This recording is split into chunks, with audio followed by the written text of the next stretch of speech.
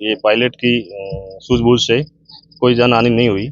और ये जो अलग भगवान से शुक्रिया कर रहे हैं, ये प्रार्थना करते हैं कि हमारा पायलट बिल्कुल सही है, अभी वो संतुष्ट है एकदम। मैं घर पे था, मेरे पास में हमारे बीडीओ साहब अतुल जी सोलंकी जी का फोन आया था। जनक अपने ग्राम पंचायत बांद्रा में कहीं मेरे को सूचना मिली है कि विमान क्रैश हुआ एयरपोर्ट का। तब हमने इधर उधर फोन किया, तब पता चला कि आलोने की ढाणी रेवेन्यू विलेज में दर्जियों के घर के पास में विमान क्रैश होकर बताया। फिर हमें उधर उधर जाके रास्ते का थोड़ा प्रॉब्लम था, यहाँ के गवर्नमेंट का कोई आने वाली रोड नहीं है। फिर भी हमने यहाँ के मौके पे आए तो रास्ता देख के फिर हमने लोकेशन भेजा एसडीएम साहब को और एडीएम साहब को, और पर्सन पूरा एसपी साहब वगैरह मौके पे पहुंच गए। उस टाइम हम आए, उस टाइम ये मलबा जल रहा था और जनहानि कोई नहीं हुई। तो क्या यहाँ आसपास कितनी आबादी है आपकी, जैसे ग्राम पंचायत की सरपंच कितनी आबादी है? देखो ये हमारा ग्राम पंचायत बांद्रा ये कम से कम 15-20 किलोमीटर एरिया में फैला हुआ है। यहाँ तो आबादी कम है। जहाँ से यहाँ ये विमान क्रैश हुआ है उनके 300 मीटर दूरी में कम से कम 50 घर है। ये हमारे पूर्व डीजीपी सांगाराम जी के इनके परिवार के 50 घर है, बहुत आबादी है। ये जन हानि एकदम, ये पायलट की सूझबूझ से कोई जन हानि नहीं हुई।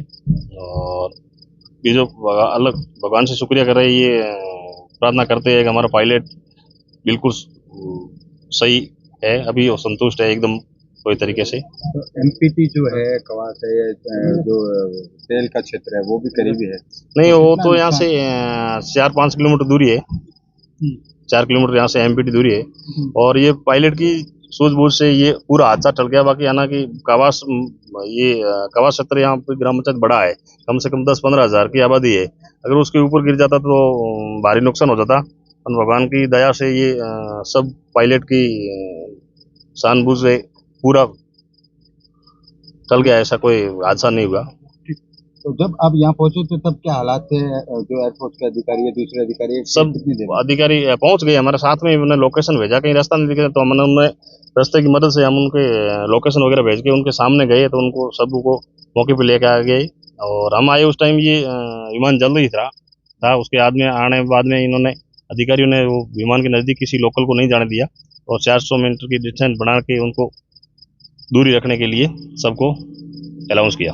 तो ये घटनास्थल को जाने के लिए रास्ता नहीं है, ऐसे में एम्बुलेंस वगैरह के रास्ते नहीं करे, तो क्या प्रयास किए जा रहे हैं? जो देखो, हमें गांव की मदद से और जेसीबी वगैरह यहाँ के लोकल लोगों की मदद से जेसीबी वगैरह के बुलाकर और फायर ब्रिगेड को भी लाना चाह रहे हैं, पहुंच रहे। रास्ता ये मौके पे थोड़ा ये फसल के कारण ये जो किसानों के खेत बोए हुए हैं उसके लिए फसल का थोड़ा हमारे को दिक्कत तो भी आ रही है। फिर भी हमारे अभी सब लोगों की मेहनत से सब काम अच्छा हुआ, कार्य कोई दिक्कत नहीं वाली बात है। जिस खेत में गिरा वहाँ पर भी बुआई हुई की हुई थी?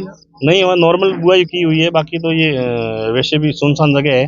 बाकी जहाँ गिरा है उस टाइम उस जगह पे बुआई की हुई है। और जहाँ ये मेघ गिरा है ना, उनके कम से कम 300 मीटर में ये विमान घसीटता आया है। तो कुछ लोगों के यहाँ जमीन से जो जैसे फसल की तारबंदी होती है तो 15-10-12 टुकड़े भी टूटे हैं, जो पत्थर के लगे होते हैं।